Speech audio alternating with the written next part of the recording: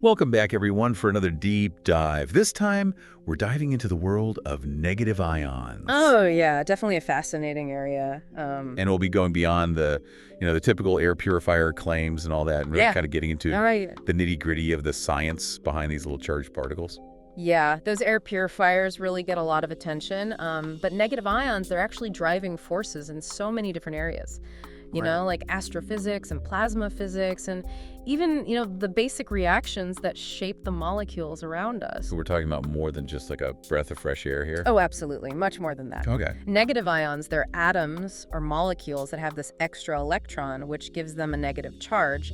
And they're honestly key players in so many different fields. So to start with like the basics, besides waterfalls and forests, where else do we find these negative ions? Yeah, you're right. Those natural settings are often associated with negative ions, but what's really amazing is they're also found in places you might not expect, like the interstellar medium, that's that vast space between stars and in plasmas, which are these superheated gases that are just teeming with charged particles. Okay, so space always seems so harsh and unforgiving. Yeah.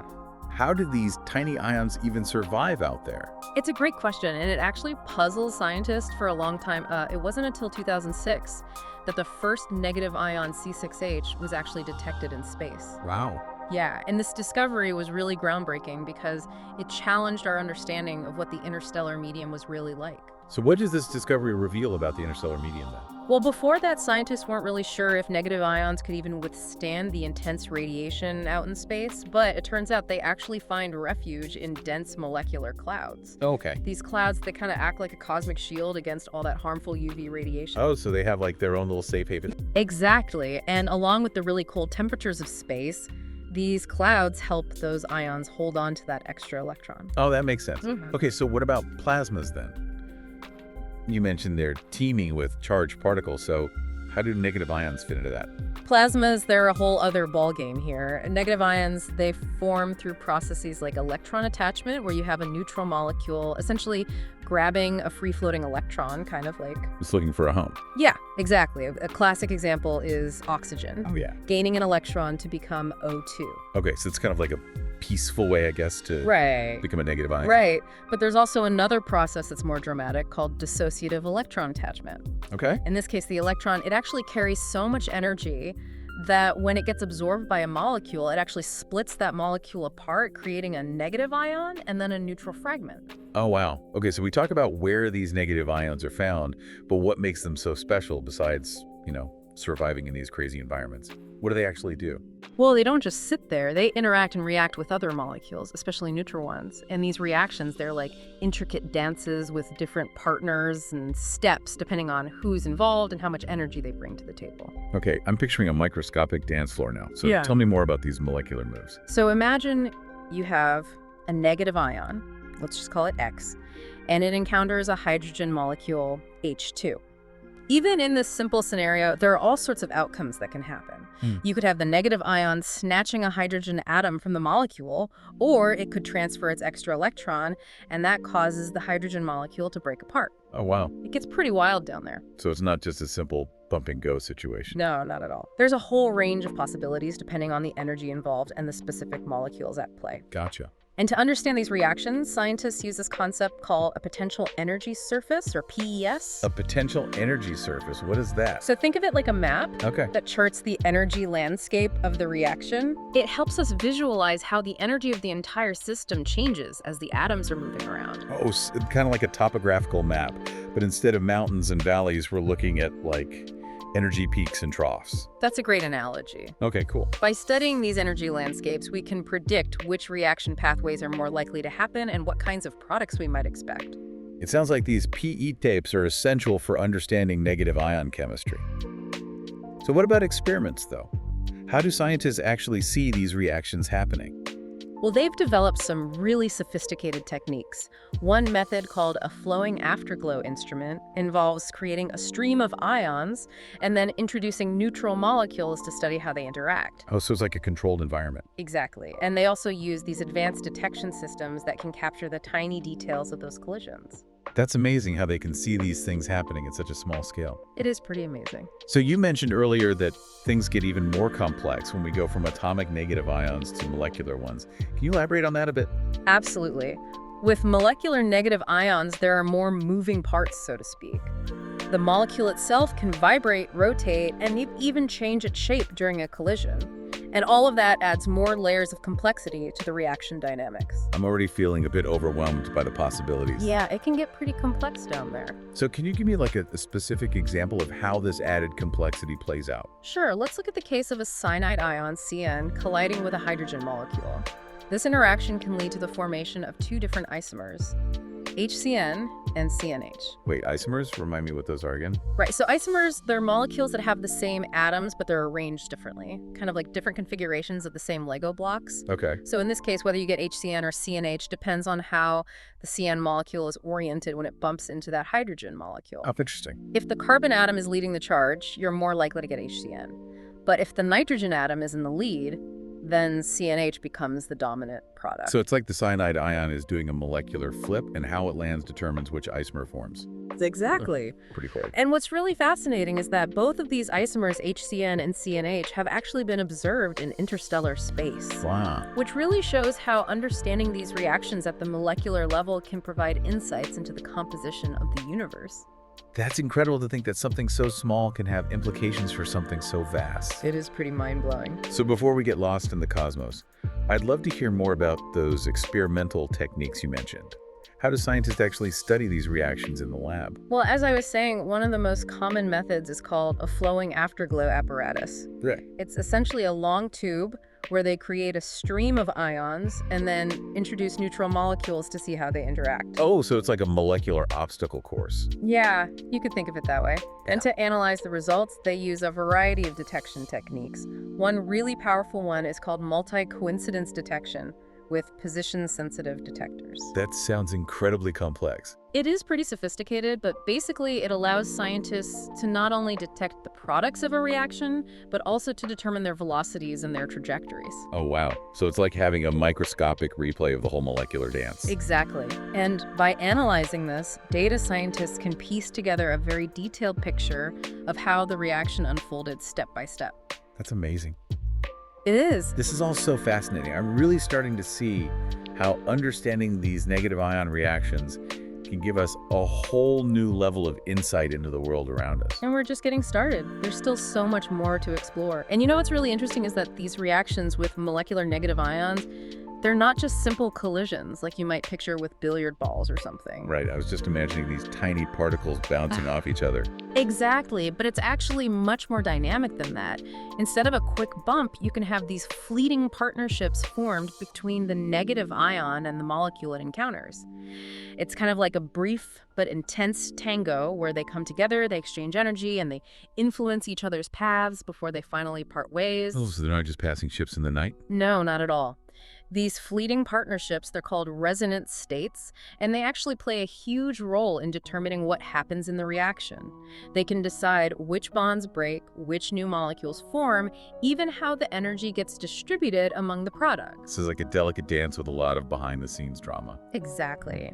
And sometimes these fleeting encounters can even lead to the formation of these short-lived complexes, like SH2, which pops up when a sulfur negative ion S collides with a hydrogen molecule. Okay. These complexes add yet another layer of intrigue to the already intricate world of negative ion chemistry. Wow. It's amazing how much complexity can come from these seemingly simple interactions. It really is. So we were talking earlier about those potential energy surfaces, the PES maps, that scientists use to visualize these reactions. Right. But how are these maps actually made? It sounds like a pretty massive undertaking. It is a complex process, but essentially scientists use a combination of theoretical calculations and experimental data to piece these maps together.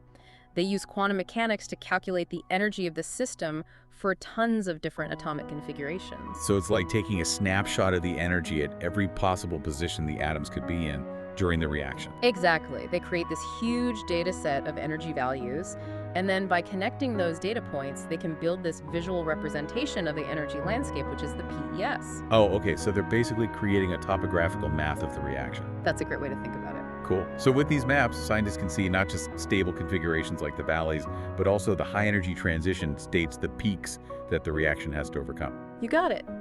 And just like a hiker uses a topographical map to navigate a mountain range, chemists use PES maps to figure out the most likely pathways for a reaction to take place. So they can predict where the reaction might hit a snag, where it'll go smoothly, and ultimately what the final destination will be. Exactly. And that predictive power is incredibly valuable for all sorts of things, from designing new materials to understanding the chemistry of the atmosphere and even beyond. It's fascinating how something as abstract as a potential energy surface can have such real-world applications. Absolutely. It just goes to show how powerful theoretical models can be in science. They help us connect the microscopic world of atoms and molecules to the macroscopic world that we experience. Right. And speaking of the macroscopic world, you mentioned earlier that negative ions play a role in all kinds of different technologies. What are some of the areas where they're really making a difference? One area that's really exciting is material science. Negative ions are being used to create thin films and coatings with really remarkable properties, things like enhanced durability, conductivity, even self-healing abilities. Wait, self-healing coatings? That sounds like something straight out of science fiction. How do negative ions factor into that? It all comes down to their unique reactivity.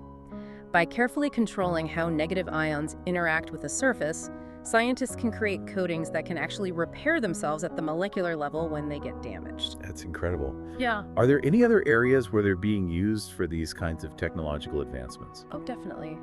Another area is in environmental science. Negative ions are being investigated for their potential to clean up pollutants in both water and air. For example, they can be used to neutralize harmful gases from industrial emissions or to remove heavy metals from contaminated water. So they're like tiny environmental superheroes. You could say that.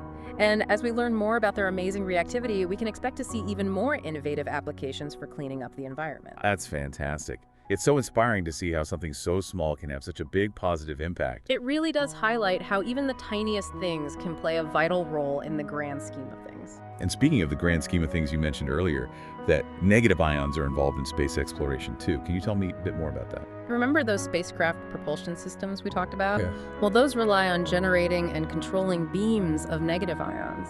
These ions can be accelerated to incredibly high speeds, which provides thrust for the spacecraft. So we're talking about using negative ions to power rockets and explore the cosmos. Exactly. It's cutting-edge technology with the potential to revolutionize space travel and make it more efficient and sustainable. Wow. It's amazing to think that these particles that are helping us understand the composition of the universe could also be the key to traveling further into it. It really emphasizes how interconnected science is. Discoveries in one area often lead to breakthroughs in seemingly unrelated fields. This has been an incredible journey so far. We've gone from waterfalls and forests to the vastness of space and explored these intricate negative ion reactions and all their amazing applications. It has been quite a journey. Before we keep going, though, I think it's time to take a step back and reflect on what we've learned so far. Yeah, that's a good idea.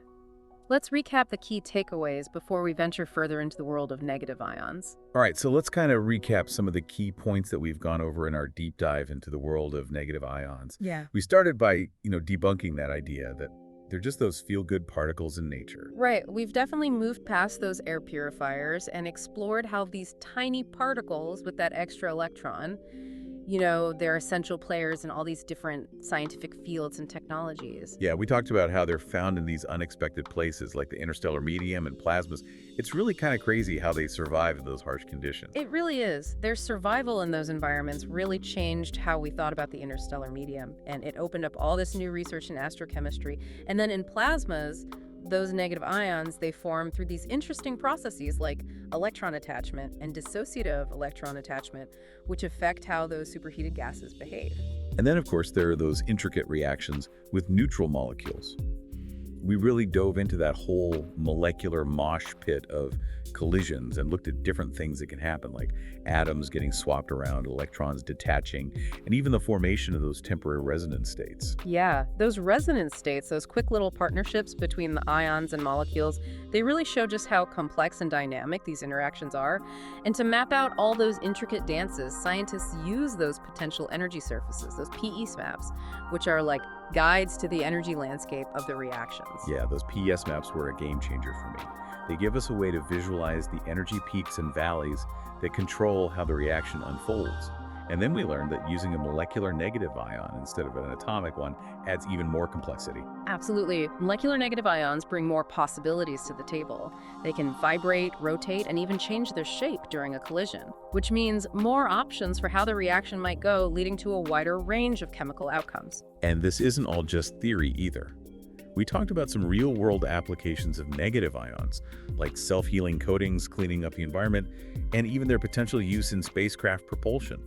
It's pretty incredible how something so small can have such a huge impact. It really shows the power of basic research. Often when we're just trying to understand the fundamental building blocks of matter, it leads to unexpected discoveries that can change the world. So where do we go from here? What are some of the big questions that scientists are still trying to figure out about negative ions? Well, one area that's particularly exciting is looking at how negative ions behave in extreme environments, like the incredibly hot and dense plasmas found in fusion reactors.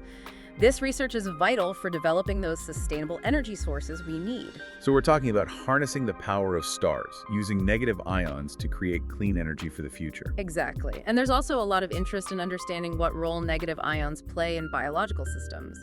Some studies even suggest that they might have therapeutic potential, but we need a lot more research. It's amazing to think that something so small could have such a huge impact, from the heart of stars to the human body.